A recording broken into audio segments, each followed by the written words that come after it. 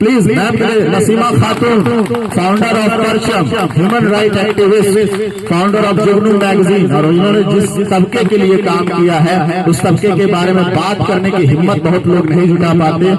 Please madam हमारी तरफ से एक छोटा सा ये पौधा जो हमसे बन पाया है, जो सरलता सहजता आपके अंदर है, उसी अंदाज में हम इसको पेश करना चाहेंगे। पूरी की पूरी टीम कारवा की तरफ से, पूरी कम्युनिटी की तरफ से इनको गिफ्ट है, आप सबकी तरफ से गिफ्ट है।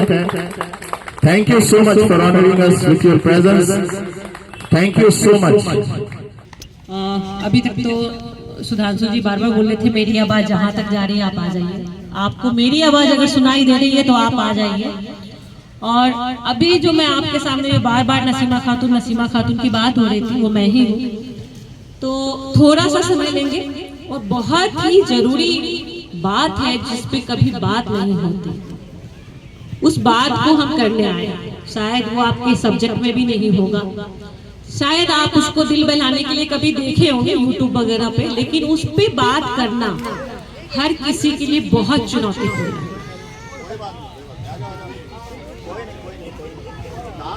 और ज्यादातर यहाँ पे जो मौजूद है वो सब युवा साथी हैं, सब पढ़ाई कर रहे हैं ना। सब लोग कहीं दूर दूर से आके अपने घर परिवार को छोड़ के यहाँ अपने लगे हुए हैं।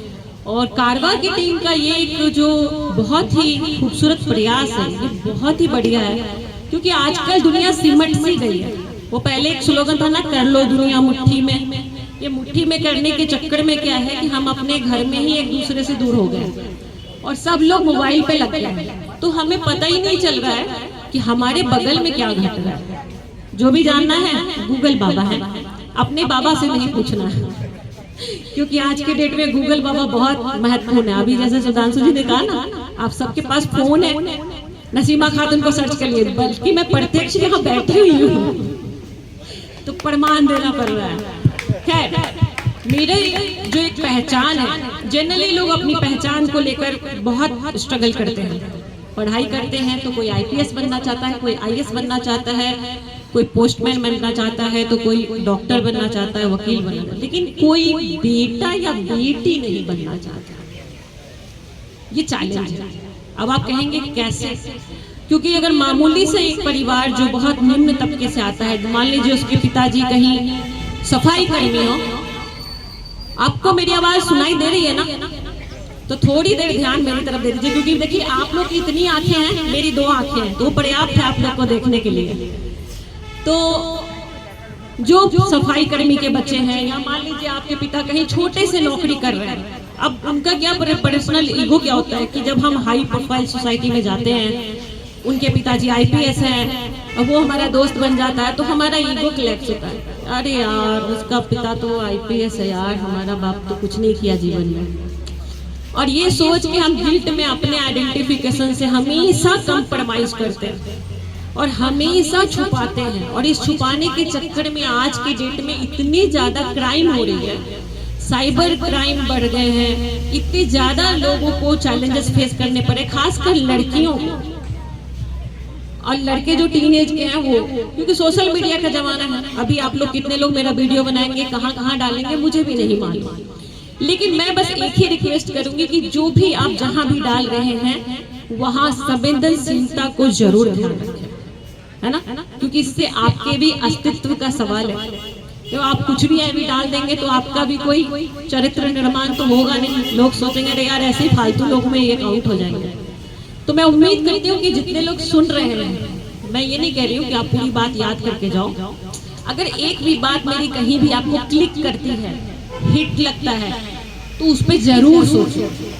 तो मैं अपनी बात शुरू करती हूँ कि मेरी जो पहचान है वो बेटी होने का है, और मैं बहुत गर्व से पूरे भारत में क्या पूरी दुनिया में ठोक ठोक के बोलती हूँ कि I am daughter of the sex worker. Sex worker नाम तो सुना होगा आप लोगों ने, सुना है कि नहीं? कितने लोगों ने सुना? हाथ उठाइए। तो डर के मत उठाइए, आराम से उठाइए। सुना है तो सुना है भाई। देखा कितने लोगों ने? अब देखिए बहुत लोग सोच रहे हैं अगर हाथ उठा देंगे तो नसीमा जी सोचिए अच्छा मैं भी गया था। तो ये जो शब्द है ना सेक्स वर्क, हालांकि ये पूरा प्राकृतिक का नियम है और दुनिया में हर कोई करता है, मगर अगर मंडी की बात करें तो बहुत सारी मंडी में एक ये भी मंडी शामिल हो गई है, औरतें वस्तुओं के रूप में मिलती हैं। और आपको बताएं अफसोस की बात और आश्चर्य की बात कि हम आप में से लोग ही खरीदार होते हैं, और हम आप में से ही लोग होते हैं जो कहते हैं अरे यार ये तो गंदी औरतें हैं। तो सही औरतें कहाँ मिलती हैं? तो आप उसको सही औरतों को कहाँ रखते हैं? अपने घर में। बस इस दहलीज से बाहर जाने से पहले 10 बार सोचना तुम किसकी बेटी हो। भले आने वाले समय में उस बेटी को उस रूप में ढलना पड़े, इसकी कोई तैयारी नहीं होती है। अच्छा घर मिलना चाहिए, अच्छा पति मिलना चाहिए, पति कैसा बिहेव कर रहा है इस पे कोई बात नहीं। अभी 2-3 दिन पहले मेरे पास एक केस आया, मैं आपको बताऊं, वो महिला IPS की बीबी है, और आज वो घर से निकलती है ना तो वो किसी को भी रिक्वेस्ट करती है गार्ड को कि प्लीज उसको मत बताना, ये तो वो मारेगा। अब बताइए, उसके माँ बाप ने तो IPS से शादी की थी ना बेटी की, मेरी बेटी की शादी IPS। मैं नहीं कह रही हूँ कि सभी IPS ऐसे होते हैं, लेकिन मैं एक कहानी बता रही हूँ, घटना बता रही हूँ, क्योंकि इंसान की सोच कहीं भी, चाहे वो किसी भी ओहदे पे चला जाए, अगर संकीर्ण मानसिकता का व्यक्ति है ना तो वो पोस्ट नहीं बदल सकता। पोस्ट भले संभाल लेगा लेकिन उसकी सोच नहीं बदलेगी। तो वो बेटी किसकी होगी? हम आप में से किसी की तो होगी ना। तो ये जो सवाल है ये पूरे सोसाइटी के लिए, सिर्फ नसीमा के लिए नहीं है। लेकिन मेरे लिए तो सवाल ये था कि मैं कौन हूँ और मैं कैसे लोगों को बताऊं कि मैं हूँ कौन। क्योंकि जहाँ सेक्स वर्कर बोलने पे ही आपत्ति है, जहाँ उस पे बात करने की ही इजाजत नहीं है, तो उनके बच्चों के बारे में कौन बात करेगा? अब भारत में आपको बताऊं कि 2004 में महिला बाल कल्याण मंत्रालय ने एक डेटा पेश किया भारत सरकार को कि पूरे भारत में 28,45,000 कुछ समथिंग 2004 में सेक्स वर्कर। तो सोचो अगर 2004 के ही आंकड़े को लेके चले तो 28 लाख महिलाएं हैं, तो बच्चे भी होंगे ना, और बच्चे होंगे तो सिर्फ लड़कियां होंगी क्या? लड़के भी होंगे। लेकिन आप न्यूज उठा के देख लीजिए गूगल बाबा की मदद से, आपको इस मुद्दे पे बात करने के लिए जितने भी मीडिया चैनल ने लिखा है वो सिर्फ महिलाओं के ऊपर, लड़के बच्चे कहीं भी नहीं है, सिर्फ बच्चियां हैं। और फिर लोग कहते हैं कि यार इस इलाके में लड़कियां क्यों आती हैं। अभी वो मेरा इंटरव्यू ले रहे थे तो वो मुझसे पूछ रहे थे, अभी मैंने एक पोयम, जब हमने जुगनू बनाया था तो एक कविता लिखी थी। बहुत लोग सवाल पूछते हैं यार महिलाएं इतना सारा काम कर रही है, इतने सारे फील्ड में जा रही है, फिर सेक्स वर्क में क्यों आती है? तो मुझे भी लगा यार सच बात तो है, दुनिया में बाकी महिलाएं भी अलग अलग आयाम से जुड़ के अपना जीवन चला रही है ना, तो देह व्यापार करने की क्या आवश्यकता है? तो मैंने जब रिसर्च किया अपने पूरे इलाके में अलग अलग जगह पे देखा तो पता है मुझे 4-5 बातें समझ में आई। फिर वो जो पोयम है मेरा, उसका टाइटल है मतलब नहीं। मतलब नहीं मतलब आप जो ये सवाल पूछ रहे हैं कि क्यों आती हैं नई लड़कियां इस इलाके में देह व्यापार में, तो ये सवाल का कोई मतलब नहीं है। अब क्यों मतलब नहीं? अब देखिए आप न्यूज में देखेंगे तो जितना भी रेड होता है उस इलाके में, चाहे जीबी रोड हो दिल्ली का, या मुंबई का कमाटीपुरा हो, या कलकत्ता का सोनागाछी हो, या बिहार का चतुर्भुज स्थान हो, कहीं का भी, तो वहां से ज्यादातर पुलिस किसको बरामद करती है? लड़कियों को ना। 10 लड़कियां वहां से बरामद की गई, उनको घर भेजा गया। 50 लड़की वहां से निकाली गई, उनको घर भेजा गया। नई लड़कियां। और जब पुलिस लड़कियों को निकालती है तो NGO भी आता है, वो किसके लिए काम करता है? नई लड़कियां। क्योंकि जो लड़कियां निकलेंगी उनको रिहैबिलिटेट कौन करेगा? NGO। अब मीडिया कवरेज किसको करेगी? मीडिया भी किसका खोर बनाएगी? उन नई लड़कियों का।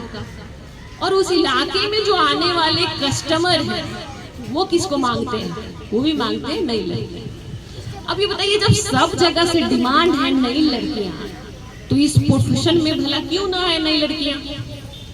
आएगी ना, क्योंकि हम अपना ट्रेड नहीं बदलेंगे, हम उनका ट्रेड बदलने की बात करेंगे जिनके पास कोई ऑप्शन नहीं है। हालांकि ये भारत है, भारत में सीता को भी अग्नि परीक्षा देनी पड़ी थी। क्योंकि मैं सीता जी के गांव से हूँ, सीतामढ़ी, जहाँ से वो धरती से निकली थी, तो थोड़ा सा सीता जी का नाम ले ही लेती हूँ क्योंकि बहन लगती है मेरी। तो जब भारत की बात करते हैं और सीता की बात करते हैं तो महिलाओं को अग्नि परीक्षा देना जन्मजात है, क्योंकि हमारी देवी ने दिया तो हमें भी देना है। तो जहां महिलाओं को हर कदम पे अग्नि परीक्षा देने पड़ रही हो, वैसे में महिलाओं को खुद को चरित्रवान साबित करना कितना चुनौती है बताइए आज के डेट में। तो आज जितनी भी बच्चियां हैं, जितनी भी लड़कियां हैं, पढ़ाई के लिए अकेले रह रही हैं, उनको स्ट्रगल करना पड़ता होगा अपने इलाके में। अब उनके पापा उनको खर्च भेजते होंगे तो कहते होंगे इतना पैसा क्यों, उसकी बेटी तो कम के पैसे में चल जाती है, वो तो वहां बाहर जाती है, बड़े कीमती फोन रखती है, कहाँ से लाती है। मतलब ये नहीं दिख रहा कि वो अकेली सरवाइव कर रही है वहां पे, कैसे खाती होगी, कैसे लोगों का सामना करती होगी, ये कोई नहीं बात करता। उसके चरित्र पे उंगली उठाता है। अच्छा वहां गई है तो छोटे कपड़े पहनने लगे।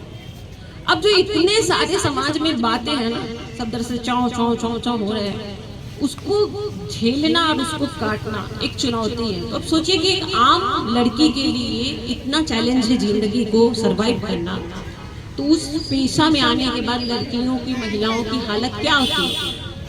अगर इत्तेफाक मान लीजिए कि वो 28, मैंने बोला 28 लाख महिलाएं आ जाए सामने और बोले कि साहब ठीक है चलिए हम आपकी बात माने, हम गंदे काम नहीं करेंगे, अब हमें काम दो। क्या भारत सरकार के पास कोई काम है? बोलिए कोई काम है? हाँ एजुकेटेड लोगों के लिए नहीं, बेरोजगारी के लिए तो बहुत। तो बताइए, अब मैंने NHRC की एडवाइजरी मेंबर बनने के बाद उनको वहाँ पे काफी सारे ऑर्गेनाइजेशन थे जो बोले कि हम ट्रैफिकिंग पे इतना काम करें। मैंने उनको सामने से कहा एक भी नसीमा मेरे बगल में खड़ा कर दो जिसको आपने करोड़ों फंड खर्च करके उसको वेश्यावृत्ति से निकाल लिया हो। मैं तो उनकी बेटी हूँ ना, आप तो उनको निकाल रहे हो। तो एक भी लड़की मेरे सामने खड़ा कर दो जिसको आपने बदल दिया है। आपको पता उनके पास कोई जवाब नहीं और कोई सवाल भी नहीं पूछता इस पे कि जिन लड़कियों को आपने निकाला, उनको उनके घर भेजा, वो लड़कियां आज के डेट में क्या कर रही हैं बताओ भाई। कभी किसी ने सवाल उठाया? नहीं उठाया। हम तो भारत में अपने बजट में भी सवाल नहीं उठाते, तो वो सेक्स वर्कर पे क्या सवाल उठाएंगे। हम अपने युवा बेरोजगार पे भी सवाल नहीं उठाते, तो उस पे क्या उठाएंगे। तो बहुत जटिलता है। और ये जटिलता क्यों है पता है बेटा? एक बार चुप हो जाओ प्लीज। हेलो, देखो मैं तुमसे बात करती हूँ, से एक बार चुप हो जाओ। कि भारत में इतनी जटिलता है, उस जटिलता के बीच में इस मुद्दे पे बात करना बहुत टफ है। तो इस पूरे जटिलता के बीच में ये नींव रखना मेरे लिए बहुत चुनौती है। अब आप सोचिए ना, ये ग्राउंड है, ये कोई ऐसा जगह नहीं है जहां मैं आपको कहूं कि आप कौन है, क्यों सुन रहे हैं मुझे। और मैं पब्लिकली आके बोल रही हूँ कि I am daughter of the sex worker, मैं धंधे वाले की बेटी हूँ, तो इसमें मेरी क्या गलती है। अगर 2 बात भगवान बोलते कि मांगो वरदान में 2 बात, मरना और जीना कैसे चाहते हो, तो हर कोई पहले से रजिस्ट्रेशन कराता कि साहब मैं तो अंबानी के घर में पैदा होना चाहता हूं। राइट? और मरने वाले हमेशा सोचते कि यार मेरी मौत ऐसे देना कि मुझे पता ही ना चले, अब मैं बहुत अच्छे से मरूं, तकलीफ ना हो। लेकिन ये 2 पावर किसी के पास नहीं है। तो जब ये पावर किसी के पास नहीं है तो मेरे पास कहां से होगी। तो इसका मतलब क्या मैं जीना छोड़ दूं? अगर मैं उस जगह पैदा हो गई तो क्या उस जगह के बच्चों को जीना छोड़ देना चाहिए? सपना नहीं देखना चाहिए? उनको दूसरे लोगों से बात नहीं करना चाहिए? बिल्कुल करना चाहिए। अब हम आप क्या करते हैं, एक दूरी बना लेते हैं, क्योंकि इजाजत ही नहीं है ना। आप अपने घर में जाके आज बात करेंगे कि एक नसीमा खातून जी आई थी और उन्होंने बोला कि वो एक धंधे वाली की बेटी, तो आपके घर के लोग आपको तिरछी नजर से देखेंगे, क्या करने गए थे पार्क में भैया, क्या चल रहा था। क्योंकि उनकी गलती नहीं है। एक ऐसा टैबूज हमारे दिमाग में बना दिया गया है कि हम ये मानते हैं कि वो गंदे हैं, हम अच्छे। और ये डायनामिक हर जगह काम करती है। हमें अपने आप को अच्छा दिखाने के लिए हमेशा अपने नजर में एक व्यक्ति को गंदा और छोटा देखना पड़ता है। अब देखिए अपने गांव में भी आपसे जो ऊंचे वर्ग के होंगे वो अपने आप को सुपीरियर मानेंगे, आपको डाउन लेवल पे मानेंगे। आपसे जो नीचे होंगे उससे आप सुपीरियर मानेंगे, उसको डाउन लेवल पे मानेंगे। तो ये डायनामिक है, ये सब जगह काम करती है। ये बात जब मुझे समझ में आई तब से मैंने ये बीड़ा उठा लिया कि चाहे दुनिया में कोई मुझे माने, आप क्या सोचते हो मेरे बारे में मुझे कोई फर्क नहीं पड़ता। आप कितना सोचोगे मेरे बारे में, इससे भी कोई फर्क नहीं पड़ता। आप बात करोगे कि नहीं करोगे, इससे भी कोई फर्क नहीं पड़ता। मैं तो अपनी बात बोल के जा रही हूँ। I am daughter of the sex worker. मुझे बहुत गर्व है कि मैं एक धंधे वाली की बेटी हूँ।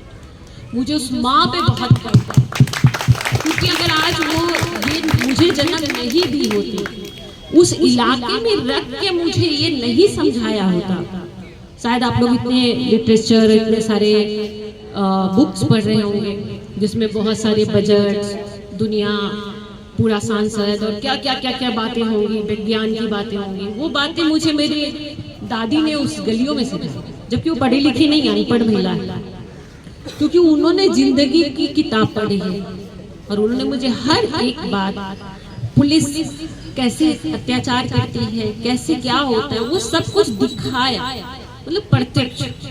जनरली पुलिस से तो हर कोई डरता है, आप लोग भी डरते हैं ना। अभी अगर पुलिस की गाड़ी आ जाए और 2 पुलिस वाले डंडा लेके दौड़ जाए, हम लोग ये नहीं पूछेंगे भैया दौड़ क्यों रहे, भाग, जबकि यहाँ कोई क्राइम नहीं हो रहा है। तो ये डर हर जगह, और हम जहाँ पैदा हुए वहाँ तो ऐसा है कि अगर एक गाड़ी भी आके लग जाए, भले उसमें पुलिस हो या ना, पूरा गांव खाली हो जाता है, पूरा बस्ती खाली हो जाता है, कौन आया वो नहीं पूछेंगे। तो मुझे लगा कि जब मैं गलत नहीं हूँ, मेरी गलती इतनी है कि मैं यहाँ जन्म ली, तो मैं भागू क्यों? मैं नहीं भागू। तो चाहे वहाँ कमिश्नर आए, चाहे वहाँ मुख्यमंत्री आए, चाहे वहाँ कोई भी आए, यहाँ तक कि क्रिमिनल आए, मैं सामने से बात करती हूँ। क्या बात है बताइए भैया? अब आप गंदगी ढूंढने आए हो तो नाला बह रहा है, वहाँ देख लो, कचरा बाहर पड़ा है, वहाँ देख लो। गंदगी कहाँ होती है? ऐसी जगह होती है ना। तो आपके मन के कोने में कहीं नाला बह रहा है तो उसको चेक कर लो, गंदगी आपको मिल जाएगी। लेकिन हर घर में गंदगी है ऐसा सोचना सही है क्या? आप जिस गांव, जिस शहर में रहते हैं, वहाँ आसपास कुछ क्रिमिनल टाइप के भी लोग रहे होंगे, 2-4 मर्डर करके भी आए होंगे, क्या उनको समाज से बाहर कर दिया जाता है? किया जाता है उनको समाज से बाहर? नहीं ना, बल्कि वो छूट के आते हैं और राजा बाबू की तरह रहते हैं। अब उन महिलाओं को बताइए जो अपने दरवाजे पे खड़ा होकर देह व्यापार कर रही है, उनको आप समाज से कलंकित बता रहे हैं। क्या किया है उन्होंने आपका? किसी का कुछ किया? नहीं किया। लोग उनके पास जाते हैं। चलिए मान लेते सरकार कुछ नहीं किया, क्या कभी किसी ने ऐसा किया कि चलो भाई हम सब लोग मिलते हैं और पैसा इकट्ठा करते हैं और उस इलाके में चलते हैं और पूछते हैं क्या दिक्कत है? कभी किसी ने सोचा? नहीं सोचा, क्योंकि ये सब्जेक्ट है ही नहीं, दिमाग में डाला ही नहीं गया कंप्यूटर सिस्टम में। यहाँ पे इस पूरे एरिया की महिलाओं को एलियन बता दिया गया। आश्चर्य की बात जानते हैं, ये एलियन पैदा कहाँ हुई? हमारे आपके घर में, जो कहीं ना कहीं कभी ना कभी किसी दुर्भाग्य से वहां पहुंच गए, लेकिन आज हम उनको गंदगी बोल देते हैं। और भारत सरकार उसको बोल रही है कि कहाँ ये महिलाएं, हमें तो दिखाई नहीं दे रही। एक तरफ आंकड़ा भी बता रही है। अब 2004 28 लाख, लॉकडाउन के बाद से आज 2024, आंकड़ा बढ़ा होगा कि घटा होगा? बढ़ा होगा ना। अब तो ऐसा हो गया है कि हर गली, हर नुक्कड़, हर होटल, हर चौराहा हो रहा है खुलेआम सेक्स वर्क। हो रहा है कि नहीं हो रहा? ब्यूटी पार्लर बहुत जगह हो रहा है। अब ये जो अलग अलग लोग घूम के कर रहे हैं, ये कौन है? ये कहाँ से आए हैं? ये दूसरे अंतरिक्ष से तो नहीं आए होंगे, हम आपके घर से ही निकल के आए। क्योंकि इतनी ज्यादा बेरोजगारी बढ़ गई है, इतनी ज्यादा कि जिनके घर में ये तकलीफ है वो, ये हो सकता है, मुझे नहीं मालूम, मुझे सुनने वाले में कुछ ऐसे लोग भी हों। और सबसे बड़ी बात क्या है कि जो स्वीकार करना वाला बात है ना, कि एक्सेप्ट करिए खुद को, है तो है, क्या दिक्कत है?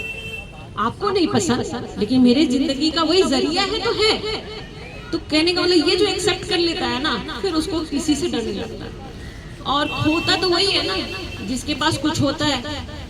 एक महिला जो वेश्या शब्द से नवाजी जाती है ना, तो उसके पास खोने के लिए कुछ नहीं बचता, कुछ भी नहीं बचता कि जिसको आप डरा देंगे।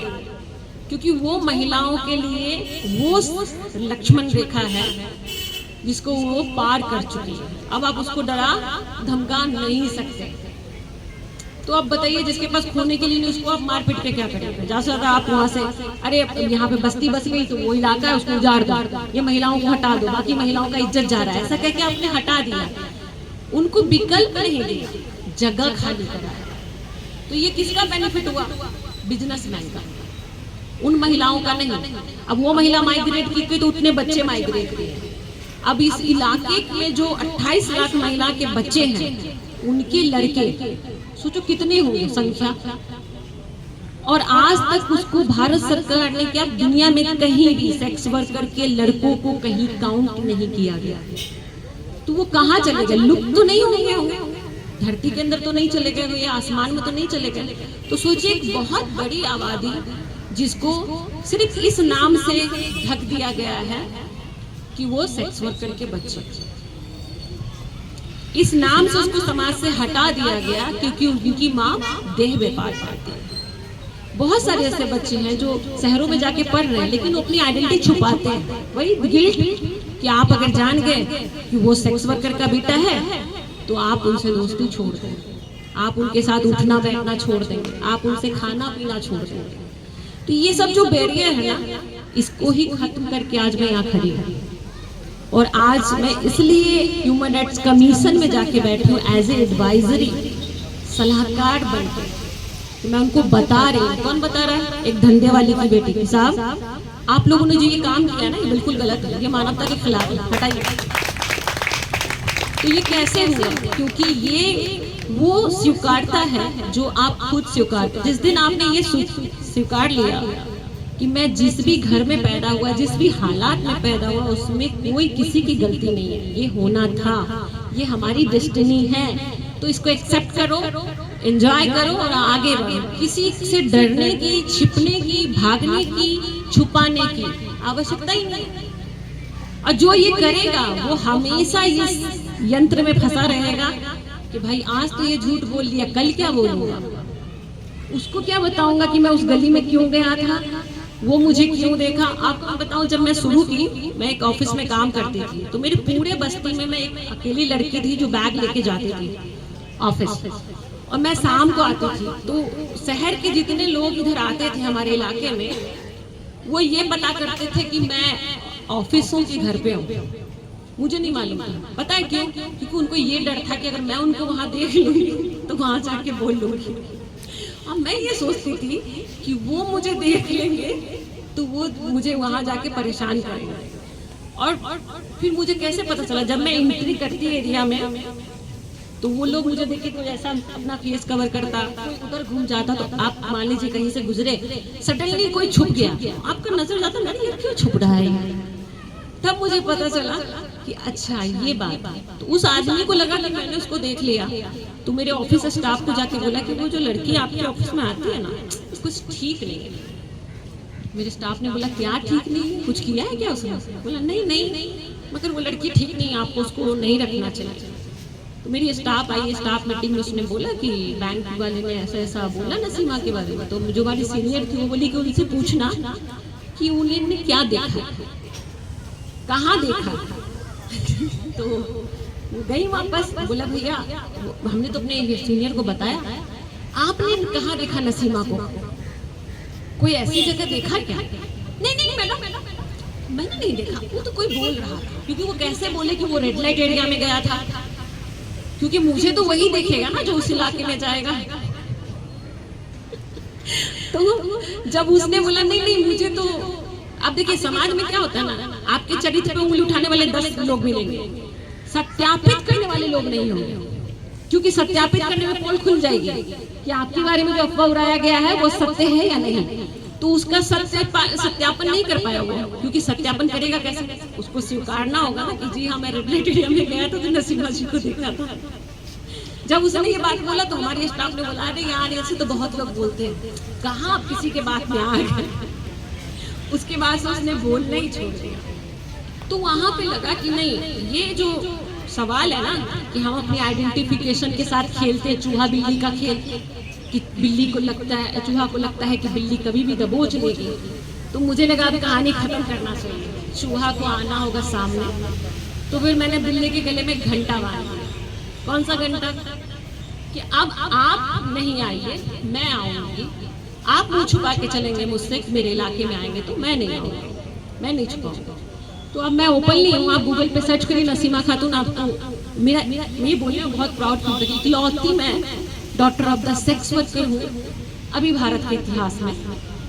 मर गई तो अमर हो जाऊंगी और भी बच्चे आ गए तो मेरे लिए और बढ़िया हो जाएगा। लेकिन हाँ, इस तरह के मंच पे आने का मेरा शुरू से रहा कि जब हम ये बात बोलना शुरू किए कि I am doctor of the sex worker, तो एक कोने में बैठ के बोलने से नहीं चलेगा, या अपना रील बनाने से नहीं चलेगा। मुझे रील नहीं बनाना, मुझे ये सब नहीं करना, मुझे जाके बताना है, उन लोगों के आंखों में आंखें डाल के बताना है जो सेक्स वर्कर के नाम पे नजरें छुपाते हैं। उनको बताना है कि जिस लड़की आपके सामने बात कर रही है वो एक देह व्यापार करने वाली की बेटी है। तो जब भी सेक्स वर्कर का नाम बोला जाए तो आप 2 बार जरूर सोचना कि वो महिला है, दूसरी कि उसके भी बच्चे तो जरूर होंगे, कैसे रखती होगी वो।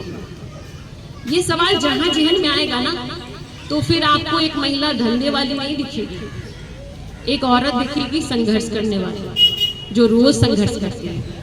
अब बहुत लोगों को मेरी बात मजाक लग रही होगी, लेकिन मैं चाहती हूँ मजाक से ही सही सुनिए जरूर, क्योंकि ये बहुत कड़वा सच है कि जब कोई ऐसे वंचित समाज के लोग उठ के बोलते हैं ना, तो बहुत समाज के लोग इनका तो काम ही यही है। क्यों ऐसा काम उनको लगता है? क्योंकि उनको हजम नहीं होता। अभी तक नेता मंत्री है ना, बड़े बड़े लोगों की बात सुनने की आदत हो गए हम लोग, वो जो बोलेंगे उसमें सर हिलाएंगे, भले उसके बारे में ना पता हो, क्योंकि बड़े लोग बोल रहे हैं। लेकिन किसी ऐसे बच्चे, ऐसे लोगों की संतान जिसको समाज में कोई नहीं मानता, उनके बच्चे आके बोले तो क्या होता है, गले से नीचे नहीं उतरता। और मैं यही काम कर रही हूँ, अभी तो गले से नीचे ले जा रही हूँ, डाइजेस्ट अपने आप हो जाएगा। तो बहुत बहुत धन्यवाद। अगर कोई सवाल है तो आप पूछ सकते हैं मुझसे। आप मैं 5-10 मिनट का समय सवाल के लिए ओपन करूं, है ना, क्योंकि कुछ परफॉर्मेंसेस है, तो मैं इसको 5-10 मिनट के लिए एक पैनल डिस्कशन का एक, आप रखिए माइक, ऑडियंस में से इनका जो काम है, आप इनके बारे में अगर कुछ पूछना चाहते हैं, इनके ऑर्गेनाइजेशन के बारे में पूछना चाहते हैं, या नसीमा जी ने जो कुछ भी अपने बारे में बताया, अगर कुछ शक शुबा है, कुछ आपके अंदर कुछ प्रश्न उठे हैं, तो you are most welcome. 5-10 minute के लिए हम ये मंच ओपन कर रहे हैं क्वेश्चन आंसर सेशन के लिए। आप में से कोई भी आप हाथ रेज करिए, माइक आप तक पहुंच जाएगा। अगर नसीमा जी से बिल्कुल, विक्रम उनके पास, मणि जी के पास 15 मिनट तक का हम ये सेशन चलाएंगे, क्वेश्चन आंसर सेशन। नसीमा जी, आप कुछ भी पूछना चाहते हैं आप पूछ सकते हैं।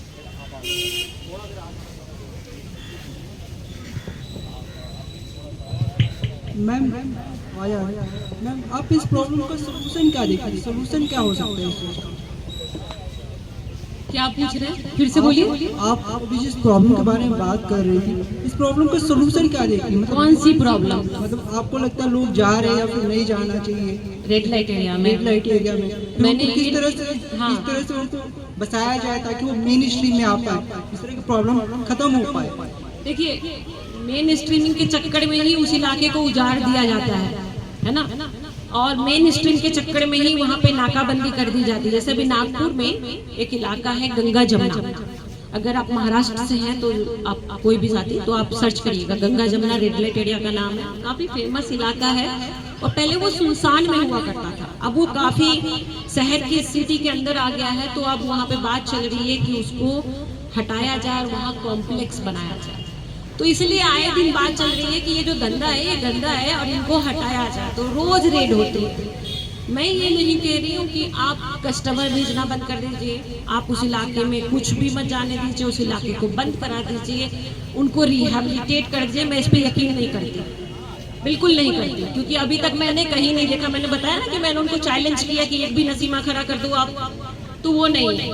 हाँ, मैं ये चाहती हूँ कि एक जो पहला नजरिया बनता है हमारा किसी भी का, आप मान लो कहीं जा रहे हो ट्रेन से और आपको पता चल गया कि वो लड़की ट्रेन के अंदर कुछ इस तरह का प्रोफेशन कर रही है, तो आप क्या करोगे?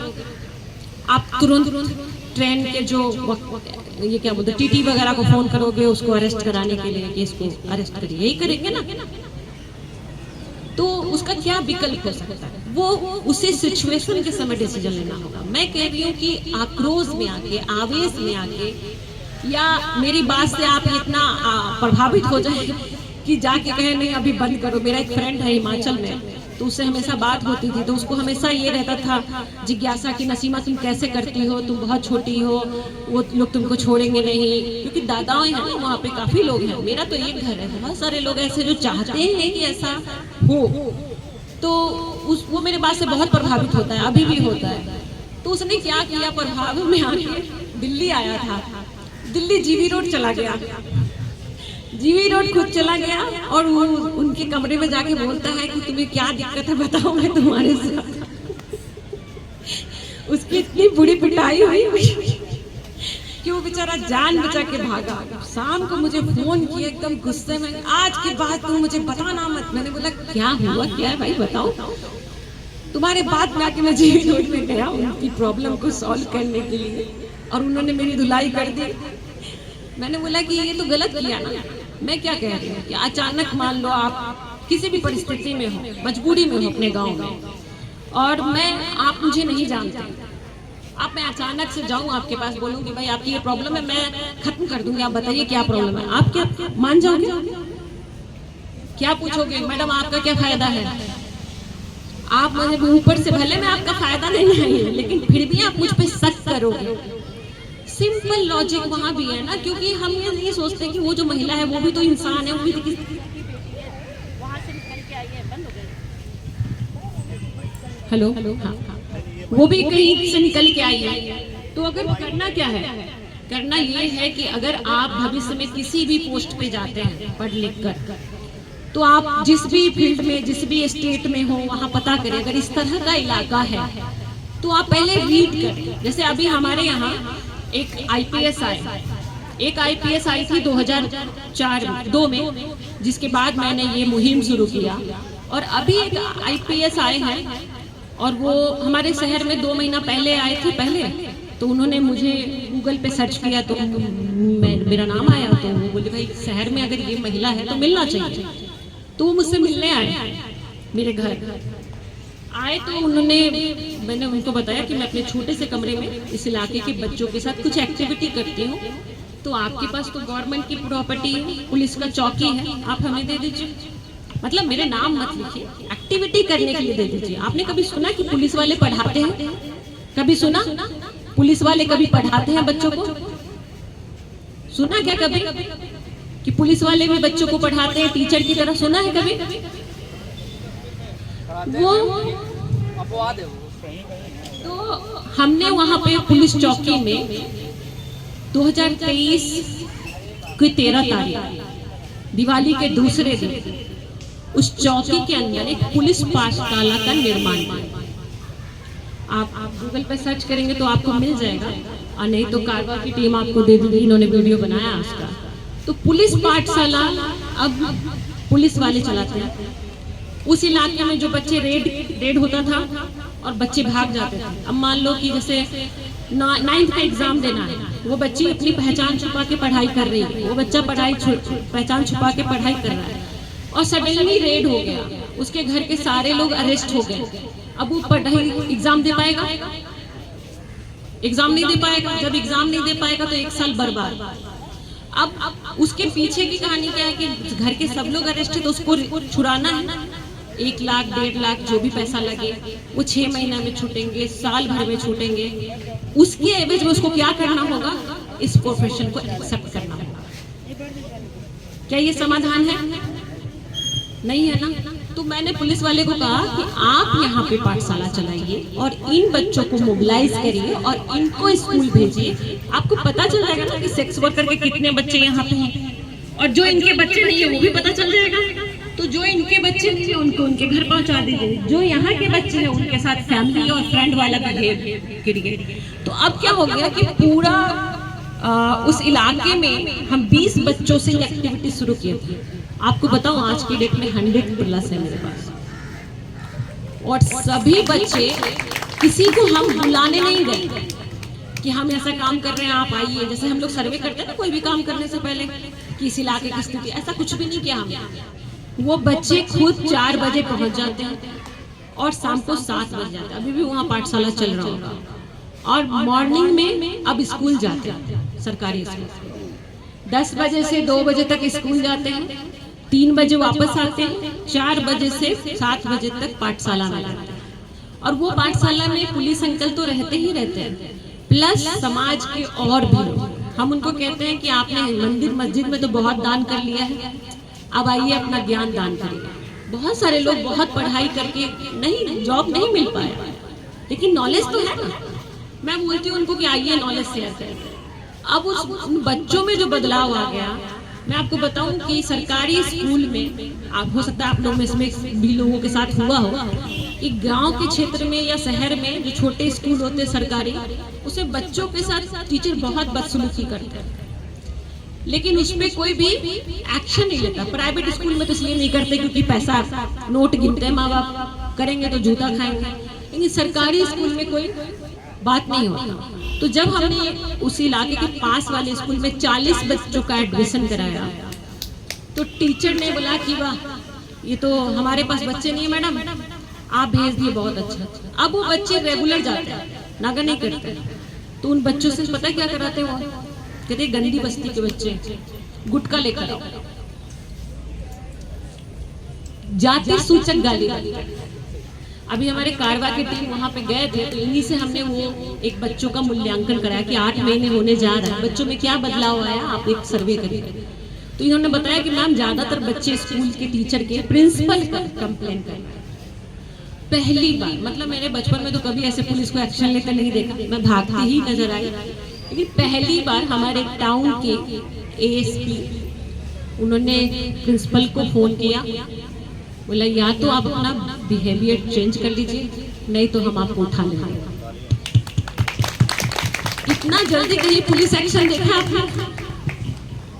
मैं भी नहीं देखी थी, फर्स्ट टाइम देखी। उस दिन मुझे लगा कि मैं फिर से छोटी हो जाऊं और स्कूल में जाऊं और मेरे साथ अगर प्रिंसिपल सर ऐसा करते तो मैं तो पुलिस अंकल को बताऊं कि अंकल ही मेरे साथ बदमाशी कर रहे हैं। नसीमा मैम, दूसरा क्वेश्चन लेके ये भाई साहब काफी देर से दूसरा क्वेश्चन। हाँ मैम, मेरे 2 प्रश्न हैं। पहला प्रश्न है कि जो है इतनी जागरूकता के बावजूद भी सेक्स वर्कर की संख्या बढ़ती जा रही है, क्या कारण है? और मैम दूसरा क्वेश्चन है कि सेक्स प्लेस में HIV एड्स का प्रसार कितना है और उसको कम करने के लिए क्या किया जा सकता है सेक्स प्लेस में? देखिए, HIV के बारे में तो आप गूगल पे खंगालेंगे, आपको डेटा मिलेगा। ज्यादातर HIV पॉजिटिव सेक्स वर्कर का नहीं दिखाएगा, आपको वैसे लोग दिखेंगे जिनके बारे में आप सोच नहीं सकते, जैसे प्लेयर, हाई सोसाइटी के लोग, उनकी संख्या मिलेगी। आप आंकड़ा देख सकते हैं, नाकों के साइड पे जाइए, एड्स कंट्रोल के साइड पे, उस पर आप डेटा सर्च करेंगे, आपको साफ साफ दिखेगा। लेकिन दुर्भाग्य ये, वही बोले ना कि जब भी कोई डाउनफॉल दिखाना होता है तो हम अपने वाले के नीचे झांकते हैं, ऊपर वो देखने की औकात नहीं है हम सबके। हम हमेशा अपने नीचे वाले को रौंदने की कोशिश करते हैं। तो सेक्स, जब भी सेक्स ट्रेड की बात आती है तो HIV एड्स जैसा नाम लेकर उसको चुप करा दिया जाता है, जो कि सत्य नहीं है।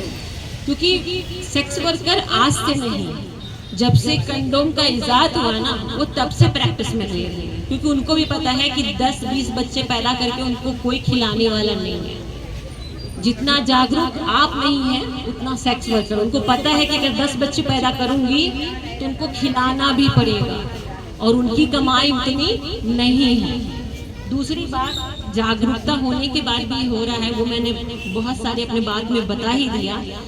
जागरूकता एक अपने जगह, अब मान लीजिए आप जागरूक हैं, है ना, आपको पता है कि मेरा ये अधिकार है और मुझे ये राशन मिलना चाहिए, आप एक जागरूक हो। क्या समय पे राशन मिल जाता है सबको? गांव में, शहर में जन वितरण प्रणाली का दुकान होता है ना, मिल जाता है क्या समय पे? नहीं मिलता ना।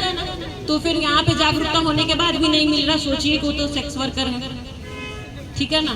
तो जागरूकता बोलना आसान है, ये बहुत बड़ा शब्द है, इसके अंदर बहुत सारे। जागरूक होने का मतलब ये है कि आपकी निर्णय लेने की क्षमता और उस पर पकड़ अगर आपकी है तो आप जागरूक हैं, वरना तो ऐसे पढ़ के कोई भी बोलेगा मैं जागरूक हूँ। और कोई हाँ, एक सवाल मुझे लगता है कि उसके बाद हम question answer session wrap up करेंगे। कुछ परफॉर्मर्स हैं, आप, मैं चाहूंगा कि आप उनका भी थोड़ा आनंद ले। बच्चे हैं कुछ, और एक आध परफॉर्मेंस। हाँ हाँ, कौन? हाँ, मुझे लग रहा है कि ज्यादा। हाँ नहीं, पहले प्रशांत जी, इन्होंने पहले। मेरा जो प्रश्न है, कर लो। मेरा जो प्रश्न है मैम वो ये है कि पहला प्रश्न है कि ये जो कार्य है बहुत साहस का कार्य है, और आपके अंदर जो इसका साहस आया उसकी प्रेरणा क्या थी? मेरा पहला प्रश्न है। दूसरा प्रश्न ये है कि यहाँ पर ज़्यादातर जो लोग हैं वो यूपीएससी या स्टेट पीसीएस वगैरह की तैयारी करते हैं, बाकी एग्जाम्स की तैयारी करते हैं, और कई काफ़ी ऐसे लोग भी जो नहीं करते। तो गांधी जी ने कहा है कि be the change what you want to see in the world. तो हम लोगों को क्या करना चाहिए इस चीज़ के लिए? ये मेरा प्रश्न है। गांधी जी ने कह ही दिया तो मुझे क्या कहने की? नहीं, आपसे मैं इसलिए पूछ रहा हूँ क्योंकि आपका अनुभव है उससे। मैं तो बस ये कह रही हूँ कि देखिए, बहुत ज़्यादा ज्ञान बांटने से भी बड़ा बेकार हो जाता है, क्योंकि आप सब लोग पढ़कर ज्ञानी नहीं हैं। तो स्वीकार कर लीजिए जैसे हैं, जिन हालात में हैं वो बेटर है। जिस दिन आपने युवाओं, क्योंकि मैं पढ़ाई को लेकर बहुत सारा न्यूज़ देख रही हूँ, एनएचआरसी में भी बहुत डिस्कस होता है, बहुत सारे युवा सुसाइड कर रहे हैं, बहुत सारे परिवार में झगड़ा कर रहे हैं, परिवार का कोई ना कोई सुसाइड कर ले रहा है, क्योंकि हम इतना पढ़ने के बाद भी कुछ अचीव नहीं करते हैं तो ताना सुनते हैं। क्या कर लिया फलनमा का बेटा, गया तो था दिल्ली पढ़ने, क्या ले लिया, सुनते हैं ना, माँ बाप को सुनना पड़ता है। तो इन सब बातों में मत पड़िए। हमारे बिहार में कहावत कहते हैं, हाथी चले बाजार कुत्ता भौंके हजार। तो बस अपने मिशन की तरफ देखिए, इधर उधर मत देखिए। दूसरा, मेरी साहस की बात अगर आप करें तो मेरी प्रेरणा कोई व्यक्ति विशेष नहीं है। मेरे जीवन में जो जितने सारे बचपन से लेकर अब तक के सवाल हैं, ऐसा क्यों, वो मेरी सबसे बड़ी क्या बोले पॉजिटिव फोर्स है जो मुझे आगे बढ़ाती है। Thank you so much. Question, मैं एक दो क्वेश्चन के लिए और क्वेश्चन नहीं, एक मिनट, पहले किधर से हाथ आया था? हाँ भाई साहब, हाँ, एक दो क्वेश्चन हम और लेंगे, इसके बाद प्रबल आपका क्वेश्चन। इनको कर लेने दो, फिर आपका परफॉर्मेंस होगा। हेलो मैम, क्वेश्चन पूछिए।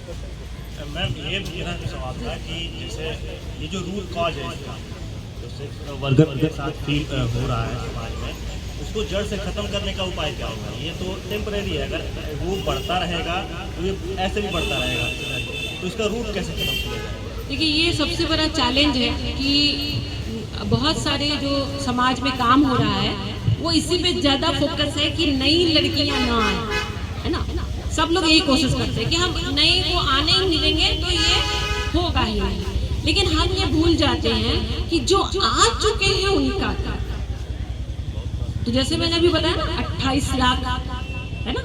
तो ये जो 28 लाख महिलाएं हैं, मैंने कल एनएचआरसी वाले को ही बोला कि क्या आप ये बता दीजिए कि वो जो महिला आ चुकी हैं यहाँ उस सेक्स वर्क में हो चुकी हैं, अब एज हो चुका है, उनको क्या मार देना चाहिए?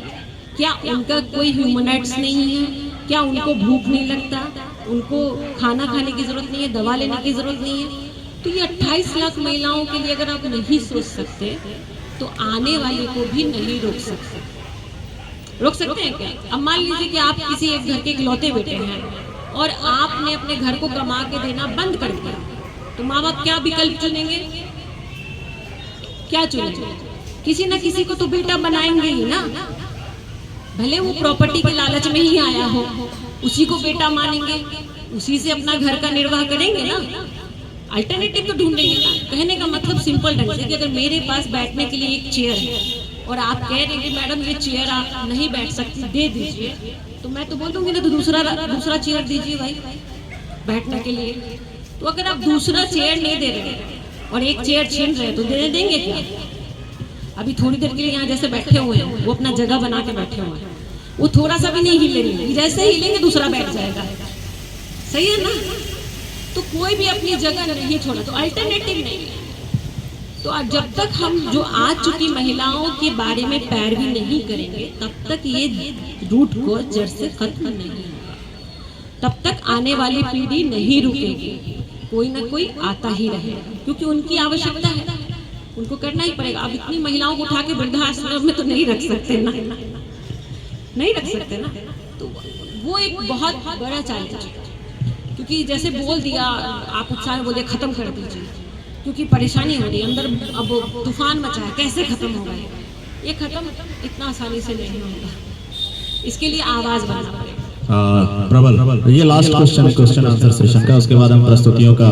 अब देखिए मैम इस चीज से जुड़ी हुई है, जुगनू नाम की, वो परचम नाम की संस्था चलाती हैं। कुछ भी आपका प्रश्न होगा, ऐसा नहीं है कि आप मैम से बाद में पूछेंगे, आप इनका ऑर्गेनाइजेशन के माध्यम से, तो प्लीज आप पूछिए। समय की थोड़ी, देखिए 7:30 बज चुके हैं, इनसे वृक्षारोपण कार्यक्रम भी कराना है। तो लास्ट क्वेश्चन होगा प्रबल का, उसके बाद हम question answer session wrap up करके एक वृक्षारोपण कार्यक्रम आपके हाथों करवा करके प्रस्तुतियों का दौर शुरू करेंगे।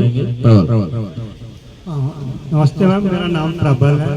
मैम मेरा सवाल है कि देश में एक बहस चलती रहती है कि जो सेक्स वर्कर है उनका जो प्रोफेशन है उसको लीगलाइज किया जाए या बैन किया जाए। मतलब इस पे आज़ादी के बाद ही मतलब बहुत फेमस मामला आया था सुप्रीम कोर्ट के सामने, हुस्नाबाई वर्सेज यूनियन ऑफ इंडिया। तो यही मामला था कि उसको जो मतलब उस समय सरकार कानून लाई थी और ये जो प्रोफेशन है उसको बैन कर दिया था सरकार ने एक तरीके से।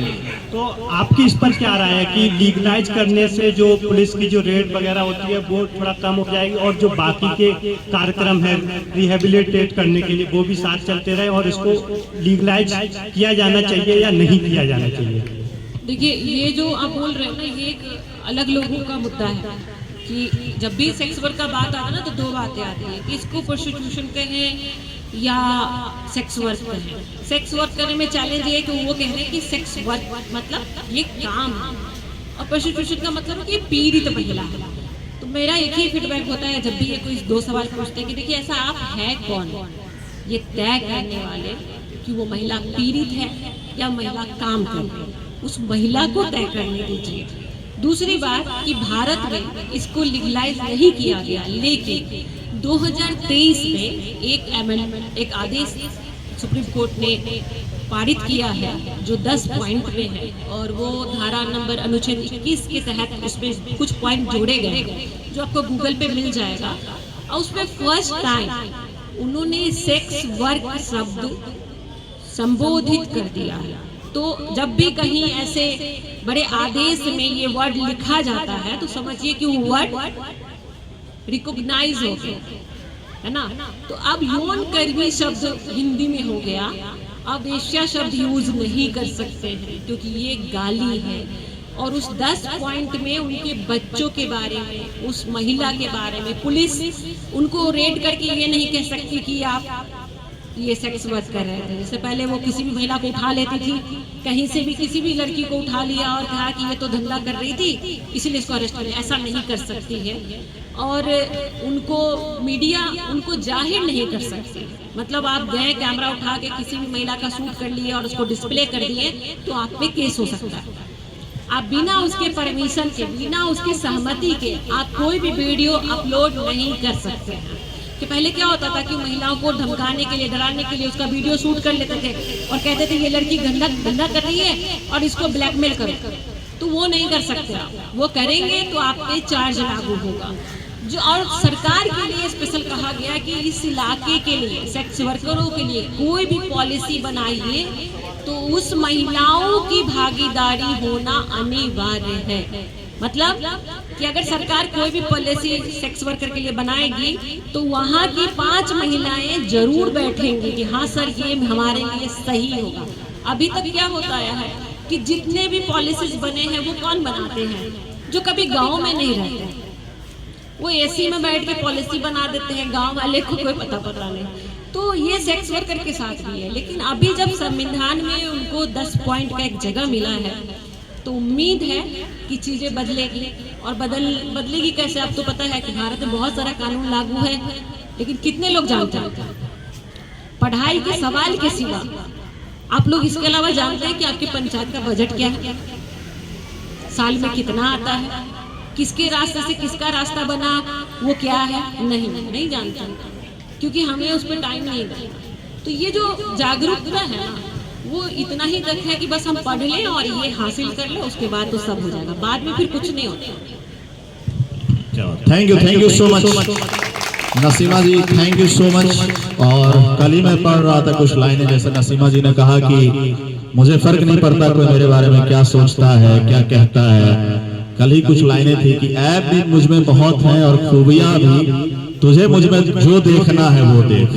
तो ऐप भी बहुत है और खूबियां भी, तुझे मुझ में जो देखना है वो देख। अब आप फैसला नहीं कर सकते हो कि कौन कैसा है।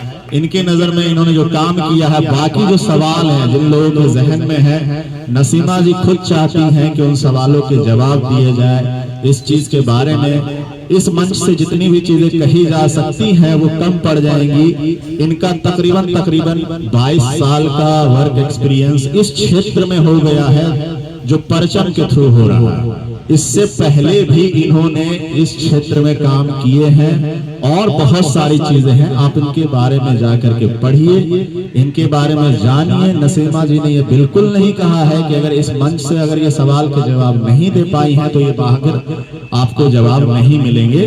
तो ये ऑर्गेनाइजेशन इनकी जो आप एक बार प्लीज ये जुगनू मैगजीन यहाँ पे है और बहुत शुक्रिया कारवा की टीम को कि लगातार जुगनू को लेकर वो हमें बोलते रहते हैं।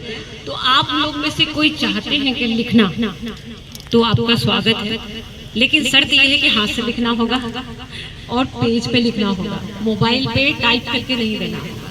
तो चूंकि ये हस्तलिखित पत्रिका है, आप लोगों ने देखा है, मैं चाहूंगा कि आप पास कर दें, ऑडियंस अगर चाहते हैं देखना। इसमें आप चाहें तो किसी भी तरह का आपको लगता है कि जो थॉट आपके दिमाग में चल रही है, बहुत सारे लोगों ने लिखा है। तो ये मैगजीन में हम 80% तो हम रेड लाइट एरिया के बच्चों की बात लेते हैं, 20% हम अदर समाज के लोगों को लेते हैं ताकि एक ब्रिज बन सके। तो ये वो मैगजीन है जो हमें कोई जगह दे या ना दे, हम लोगों को जगह जरूर दे। Thank you so much. तो आप इस मैगजीन में अपनी कविताएं भेज सकते हैं और हस्तलिखित रूप में। अच्छा, ये बच्चा बहुत देर से वेट कर रहा है, प्लीज आप प्लीज गाओ।